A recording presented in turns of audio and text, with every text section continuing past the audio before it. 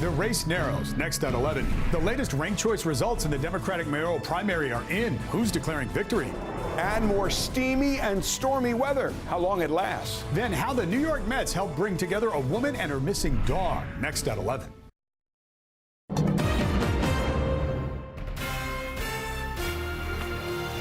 Right now at 11, history made in New York City. 3 weeks after the mayoral primary, the candidate declaring victory tonight and the opponent seemingly admitting defeat.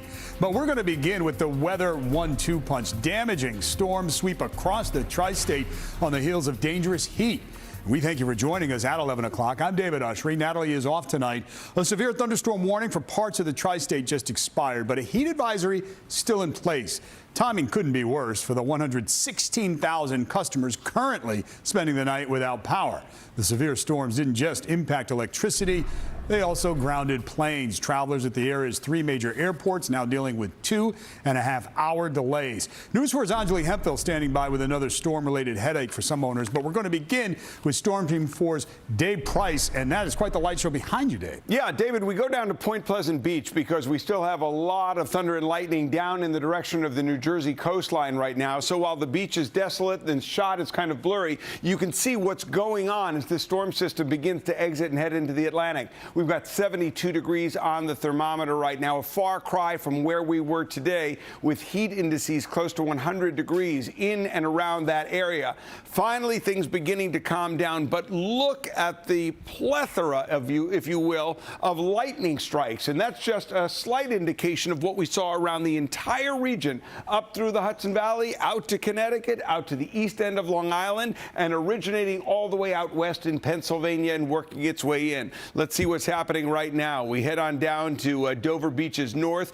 up by Brick, over to Wall, back to Howell, Lakewood. That's one area. We move up to the north, Middletown, Marlborough, and back to the west towards Monroe. And then we head out to actually the south shore of Long Island to Point Lookout, up to Merrick, and further out to the west where we see another cell with powerful downpours and high winds attached. We'll update you as to what we expect over the next 24 hours, but more heat, more humidity, and a replay of this potentially severe weather tomorrow when we see in just a couple of minutes. We'll time it all out. All right, David, with what you just said, imagine sitting in the dark without air conditioning. That's bad enough, but some people also spent this evening cleaning up damage to their cars or their homes, and that's certainly the case in Ridgewood, New Jersey, where News 4's Anjali Hemphill continues our team coverage. Anjali? David, you can see the roots of this downed tree stand as tall as I am, and this tree still sitting across this front yard hours later of this home in Ridgewood. This is off Hillcrest Road. We've seen downed trees like this in several parts of New Jersey and as far away as Queens. It's a total mess in Astoria, Queens, as dozens of toppled trees were tossed around in Tuesday's storm. Some large branches crashing onto cars and through the windows of people's apartments. So we were sitting in the living room, and then the sky got really dark and it started to get really windy, and we just heard like a loud crack and then broken glass, and we ran to the front of the house and the tree went through my roommate's room. More damage from a downed tree in Forest Hills that was yanked from its roots and fell across 68th Avenue near Fleet Street, as the wind was seen whipping in Richmond Hill. Firefighters also responded to a dangerous situation in Bath Beach as they hosed down live power lines brought down by the storm. Meanwhile, miles away in Glen Rock, New Jersey, a stunning scene as a massive uprooted tree pulled up asphalt and concrete before landing on the roof of a 2-story home. I was in the back tying stuff down, and as I was about to come back inside from the back, we heard like a crack. And in South Orange, no one was hurt when a tree snapped and fell on 2 houses. But cleanup could take a while. No one got hurt. That's the most important thing for me. This is just a problem, and we can clean it up, and that's it. And so far, we have not heard of any injuries. Cleanup will continue through tomorrow. We're live in Ridgewood tonight. Anjali Hemphill, News 4, New York. All right, Anjali, thank you. Following the latest release of ranked choice voting results, Eric Adams is poised to become New York City's Democratic nominee for mayor. His slight edge over Catherine Garcia, with most absentee ballots included, is enough for the Associated Press to project him as the winner. And tonight, the Brooklyn Borough president wasted no time declaring victory. News 4's Phil Lipof covering that. He's in the newsroom with what all three candidates had to say. Top candidates, Phil. So, David, first, the Board of Elections got cute with a tweet today about the release, promising information around brunch time. But the information came around dinner time today. And for a city waiting to see who the Democrats will put up against Guardian Angels founder Curtis Sliwa in the general election, really not much to laugh about here after the last 3 weeks. It looks like the debacle of the last 3 weeks might be coming to an end. The Associated Press is calling the primary race for Brooklyn Borough President Eric Adams 50.5% of the vote to former Sanitation Commissioner Catherine Garcia's 49.5%. Civil rights attorney Maya Wiley eliminated after 125,000 absentee ballots were counted. Immediately after, Adams released a statement. It reads in part, "While there are still some very small amounts of votes to be counted, the results are clear. An historic, diverse, 5-borough coalition led by working-class New Yorkers has led us to victory in the Democratic primary for mayor of New York City." Wiley not so upbeat. To my staff, endorsers, friends, volunteers, and all New Yorkers who share our vision of reimagined New York City, I want to thank you for your fierce commitment to this city and your humbling support for my campaign. We will have more to say about the next steps shortly. New York City's first go at ranked choice voting hasn't gone well. The Board of Elections accidentally included more than 100,000 test ballots in ranked choice tabulation, prompting this apology. The reporting error was unacceptable, and we apologize to the voters of our great city for this error. Not instilling much confidence, leaving the candidates looking to reform the BOE. Round after round, Garcia inched closer, but the numbers, as close as they are, don't trigger an automatic hand count. In a statement, Garcia's spokeswoman says, "We are currently seeking additional clarity on the number of outstanding ballots and are committed to supporting the Democratic nominee." Before the results were released, Mayor de Blasio was cautious. I expect that most of July will transpire before we are 100% settled here. The mayor might not be that far off. Adams, Garcia, Wiley have all filed preemptive lawsuits, and 4,000 absentee ballots can still be cured, which means a voter can actually correct minor inconsistencies. They have until Friday to do that. But with more than 8,000 votes separating Adams and Garcia, again, the AP has called the race for Adams.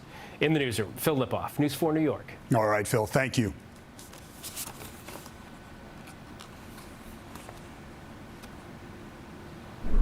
The first thing we will do before we think about anything else is we will take a time, as only New York City can do, to throw the biggest, best parade to honor these heroes.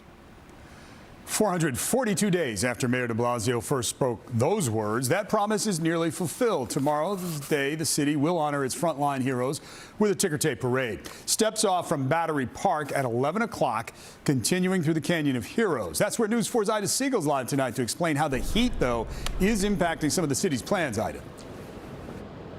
Yeah, David, you know, the original plan here was to make this ticker tape parade like all the other ones and end down the Canyon of Heroes with a big ceremony right in front of City Hall. But tomorrow is supposed to be another 90-degree day, and so that part of the ceremony has been canceled. However, the mayor says it will be a big celebration nonetheless. On the Canyon of Heroes tonight, the big setup was happening all along Broadway. Barricades and lights and sound equipment, all in honor of the people who kept us going the last year and a half and risked their lives doing it. It was like a war zone, you know.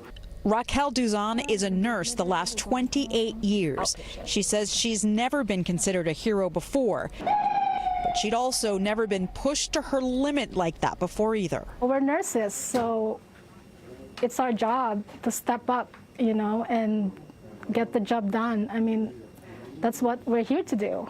Ticker tape parades are typically reserved for champions, World Series winners, Super Bowl winners, World Cup winners. Aaron Lewis says his mom spent every day of the pandemic working in a hospital. I don't think we realize like how much stuff they do, even though they're not like celebrity status. Like they do a lot that the everyday person needs. So tomorrow they are celebrity status.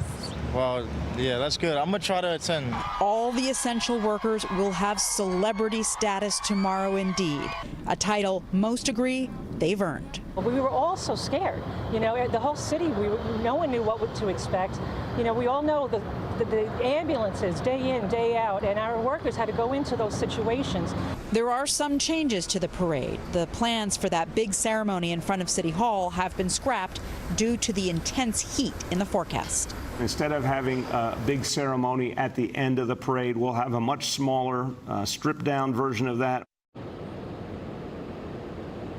Now, the mayor says he will be at the end of the parade route to personally greet all of the essential workers. And one more note, there will be cooling stations and water stations out the parade so that people don't get dehydrated. Reporting live from City Hall, Ida Siegal, News 4, New York. Ida, thank you. And in Ida's piece, you heard someone mention the ambulances. We all remember the wail of those sirens in the early days. But one group considered to be the first responders going to be absent from the parade. City EMTs, paramedics, and fire inspectors are boycotting the parade in their honor. The union representing them has been working without a contract for more than 2 years, and the reps say they don't want a parade, they want a new deal for their 3,000 members. The union says its members work 12-hour shifts during the pandemic without hazard pay. If you cannot make it to the parade in person, you can watch it right here on News 4. Our live coverage begins at 11 o'clock on air and online. 8 more bodies were found today in the rubble of that collapsed condo building in Surfside, Florida. That brings the total number of confirmed deaths to 36, with 109 people still missing. The 8 new victims, the highest number of bodies recovered in a single day up to now. First responders did have to pause for a couple of hours today because of lightning. Strong wind gusts also made it more difficult to excavate and remove debris from the pile. And officials say there have been no new signs of life. You know, unfortunately, we're not seeing anything positive that continues in that sense. You know, the key things we're looking for all throughout in regards to voice space, livable spaces, you know, we're not coming across that. Flooding is also complicating the situation as well. Water pumps have been brought in to try to flush out an underground area where we understand at least 6 collapsed floors came to rest. In Queens, funeral services were held this afternoon for an Orthodox Jewish couple whose bodies were found just yesterday. 68-year-old Zvi Ainsworth and his 66-year-old wife Ingrid were laid to rest at Montefiore Cemetery in Springfield Gardens. They had moved to Surfside to be closer to their children and grandchildren in Florida. A long-awaited reunion tonight on the Upper East Side, a dog back in its owner's arms. Dr. Autumn Brewer reunited with her adopted mini Australian Shepherd Stella. Over the weekend, Autumn returned home from a hospital shift to find her apartment door unlocked and Stella gone, as first reported by UpperEastSite.com. Surveillance video from the building helped the two reunite. Turns out Stella's dog walker was distracted after a walk and had somehow managed to return her to the wrong apartment. After 4 days of waiting to see surveillance video, Stella was then rescued tonight in less than a half hour. Still ahead for us at 11, the superstar American athlete just left off the Olympic roster. Plus, fireworks fuel a house fire, sparking an explosion. Who the homeowners credit with getting them outside just seconds before the blast. And an emotional reunion between a woman and her lost dog, and how the New York Mets played a role in this. But first, we're timing out the track of the strengthening storm that is regaining its hurricane status. Your day doesn't stop at 7 p.m., and neither does News 4. We're the Tri-State's newest live and local news at 7. Breaking news in New York's most accurate forecast, live at 7 p.m. News 4 New York, weeknights at 7. It's now official. The fastest woman in America will not be competing in any events at the Tokyo Olympics. Tonight, USA Track and Field announced Sha'Carri Richardson will not run the 4x100 relay. That was her last shot to make the team. Richardson earned a ticket to Tokyo with a dramatic victory in the women's 100 meter at Olympic trials. But the 21-year-old later tested positive for marijuana, which is a banned substance. Richardson was suspended for a month and disqualified from running the 100 meter at the Olympics. And her suspension ends actually before the relay. I know what I did. I know what I'm supposed to do. I'm allowed not to do, and I still made that decision. A lot of opinions about this. More than 500,000 people signed an online petition to let Sha'Carri run. Now, USA Track and Field said they support reevaluating the rules surrounding marijuana use, but While our heartfelt understanding lies with Sha'Carri, we must also maintain fairness for all the athletes. After pounding the Caribbean and the Florida Keys, Tropical Storm Elsa was upgraded to a hurricane tonight. It's armed with 75-mile-per-hour winds right now as it takes aim at Florida's Gulf Coast. Looking live at Naples, where the hurricane is expected to reach land tomorrow morning between 8 and 9. Elsa crashing into the Florida Keys, dumping 4 inches of rain before noon. The storm feeding on the warm waters near Florida. If you look at how lopsided this storm is, anything to the east of the eye will have some storm impacts for sure. The storm expected to hit Florida's Gulf Coast, where residents waited in long lines for sandbags to protect homes and businesses from what could be a sizable storm surge. Everybody's always concerned. You know, you never know what it's going to do. We're going to take on some water. That's just all there is to it. Florida officials urging residents in low-lying areas to find shelter. We highly recommend that you do your evacuation before those winds arrive, so we can reduce the need for any emergency response during the storm. A storm that will arrive soon. Looking at tonight, what is the latest date? Well, we are going to see landfall tomorrow. This is going to most likely stay as a hurricane as it begins to brush against the Florida coastline. And then, David, we're going to have some of those remnants as part of our forecast toward the end of the week. We got a lot to cover. Okay. Let's walk on over to the weather wall. Look at these numbers, David, would you? 72 degrees right now in the city, 69 in Poughkeepsie, 67 in Monticello. That's when, of course, we had those storms roll through earlier in the day. We were in the 90s, felt like it was in the 100s. I showed you at the very top of the program that light show along the Jersey shore. As we zoom on in and take a look in the last half hour, 435 lightning strikes, now down to 434 as time moves on. But you can see just an impressive number of lightning strikes, and really that was mimicked all across the area over the last several hours, not just limited to the Jersey coastline. Jackson right now in the thick of things, down to Manchester, back to Plumstead. As we take a look at Seaside Heights, down to Glen Cove, and up to Neptune, some heavy rains working through. Out west to Bernards, to Mendham, Greater Crossroads. There you see some more shower activity. Severe storms die down as we head through the overnight. Brutal heat and humidity back tomorrow. Feeling once again like it's 100 degrees. That heat advisory we had today, we're going to do it again tomorrow. Now, Elsa, here's the latest. 75-mile-per-hour winds moving north at 14. Where does it go? Well, watch as it takes its turn to the east, and this is Friday morning for us. We'll begin to feel those effects Thursday night. It could complicate morning traffic, and certainly out to the island, you're going to feel it. That hour-by-hour forecast tomorrow. More thunderstorms, the threat of severe weather as we head into the afternoon and evening hours. Then Thursday, we'll have some of that as well, some shower activity, and then watch. We wind to Friday morning, Thursday night to Friday morning. There are the remnants rolling in, and watch out to the island. We could see battering heavy rain and high winds as we wrap up the work week. Tonight, 73 degrees, our overnight low. A moment to catch our breath and get our rest. Tomorrow we're out at the parades, but if you're coming out, make sure you're hydrated. 93 degrees into the afternoon and evening. Severe weather a possibility again. That 10-day forecast, we just can't get rid of dew points in the upper 60s. All that translates to is high humidity and uncomfortable conditions as we head into Thursday and Friday, and then into the weekend we'll dry out, and then Sunday we may have another dose of showers, and next week in the 80s and eventually all the way up to 90 again. Wow. Okay. We'll get through tomorrow for sure. All right. Yeah. Thank you, Dave.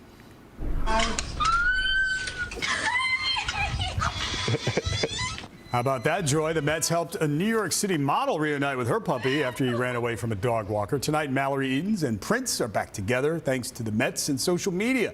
Prince broke away over the weekend near Citi Field. The Mets stepped in, pleading for help to find the pooch on Twitter. Family that found the dog on the Whitestone Bridge were told about the Mets' tweet, and they realized it was Mallory's missing dog. They got in touch, and you see the result. Happy reunion. Home run. All right. There it is. Just like That's what I'm here for. we wrote it for him. Okay, yeah. Thank you. What writing do you have for us, my friend? Well, you know, the Mets owner was active on Twitter. He was trying to will this game to happen tonight. Okay. Didn't happen. Mother Nature had other ideas, wiping out a Jacob deGrom start, and that leaves the Yankees out west looking to turn things around. Specifically, We're looking at you, Aroldis Chapman, why the closer might not get the call in the 9th tonight. This might have something to do with it, though, because you know what would really help the Yankees forget their struggles? How about this Giancarlo Stanton home run? Their offense is exploding. We'll update this one from Seattle next. Tomorrow at 3.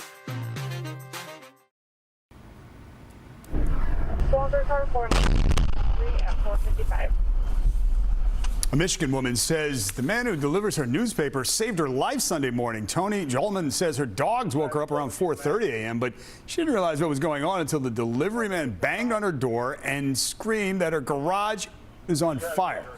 Moments after she, her family, and the dogs got out of the house, a propane tank exploded in the garage. She called the newspaper delivery person her angel. The fire cause is still being investigated. The NYPD was called to Times Square to get rid of some unwanted guests. The department tweeted out video of one of its beekeepers removing 25,000 bees. You can see Officer Darren Mays using a special vacuum to handle them, and no one else standing near him. Nobody was stung, and all of the bees were taken to a safe location. Let him do his work. We'll be right back. Closed captioning provided by Toyota. Let's go places.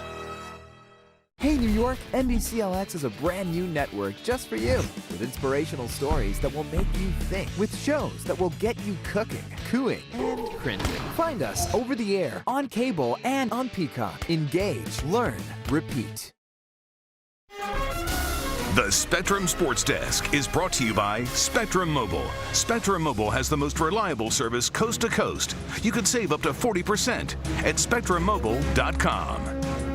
The Nets and Brewers waited nearly 3 hours before Mother Nature said, not tonight. It's a washout and will be made up tomorrow as part of a split admission doubleheader. The Amazons will begin tomorrow at least 3.5 games up on the division. And considering all that they have been through, that's music to Pete Alonso's ears. Where we are now is where we want to be at the end of 162. It's been a grind to be in first place. I mean, we've had guys injured. We've played a lot of really close ball games, and we've had a lot of adversity, especially with weather delays, COVID. So I think this team is extremely battle tested, and we've earned our spot. But also at the same time, we can't be complacent. I mean, we being in first place at the break or close to the break, I mean, we're going to have a target on our backs for the entire second half. As for the Yankees, they are in Seattle tonight, hoping their problems didn't follow them out west. But it's not as simple as just getting out of New York. Pressure travels, and near the top of the fix-it list for the Yanks, closer Aroldis Chapman. Assuming we can still call him closer Aroldis Chapman. Aaron Boone said they would have to reevaluate that role after another blown save on Sunday. Well, Chapman has allowed 14 earned runs in his last 9 games after giving up just 1 in his first 23. Yes, he is an all-star, but he looks nothing like one lately. And he may or may not be the closer tonight, says the manager. It could be Chappie, but he could also be there in an earlier situation as well. I do want to get him back out there and kind of get him working through this. You know, we're not very far removed from probably the best Aroldis Chapman we've ever seen in the first couple months of the season, which is saying a lot considering the career he's had. So I don't feel like it's far off. Obviously, it's been a struggle here the last several weeks for him, but I do feel like once he gets clicking delivery-wise, his confidence in the results will follow quickly. I will say his velocity looked good on that glove toss in the dugout. Yankees hoping to not need a closer tonight in Seattle. Well, that helps. 2 on, and that one is gone. Giancarlo Stanton. I mean, it took like a second to get out, a blink of an eye. 116 miles per hour off the bat. That is, wow, indeed. Number 15 for Stanton. It's all Yankees in the early going right now. 8-0, top of the 3rd. Great news for the Yanks. This, not so much. They are playing this one without Gleyber Torres tonight. Shortstop sitting out with a hamstring injury. They hope that 1 game out doesn't mushroom into more. Those injuries can be very tricky. Finishing up with golf here. The match, Bryson DeChambeau, Aaron Rodgers, taking on Phil Mickelson and Tom Brady. Here's DeChambeau chipping from off the green on 1, and he holes it out. That's how it's done. They win it 3 up. though not sure Rodgers considers this payback for the NFC title game. Rodgers also sidestepping questions about whether he would be Green Bay's opening day starter. And just went final, game 1 of the NBA Finals, Phoenix 118, Milwaukee 105. That's sports. We'll be right back after this.